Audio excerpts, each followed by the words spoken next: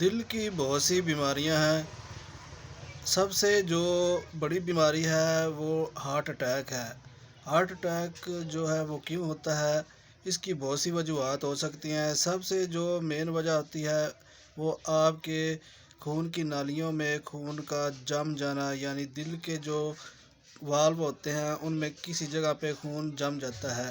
اب یہ خون کیوں جمتا ہے، کیوں رکتا ہے؟ یہ کیلشیم کی مقدار ہوتی ہے جو آپ مختلف قسم کی غیر ضروری فاسٹ فوڈ اور سافٹ ڈرنک یا گندی چیزیں، گندا پانی استعمال کرتے ہیں۔ بار بار ایسے جو فوڈ کھاتے ہیں جن پہ مٹی وغیرہ یا جو آپ اچھے سے صاف کر کے استعمال نہیں کرتے۔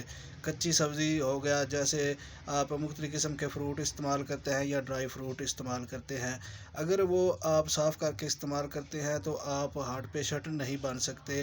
آپ نیم گرم پانی کا استعمال کریں، فاسٹ فوڈ کو چھوڑ دیں، کیونکہ یہ آپ کی دل کی رگوں کو جو ہے وہ کلاٹ کرتا ہے، یعنی بند کرتا ہے۔ کیلشیم کی مقدار جمع ہوتی رہتی ہے جس کی وجہ سے دل کی نالیاں جو ہیں وہ بند ہو جاتی ہیں۔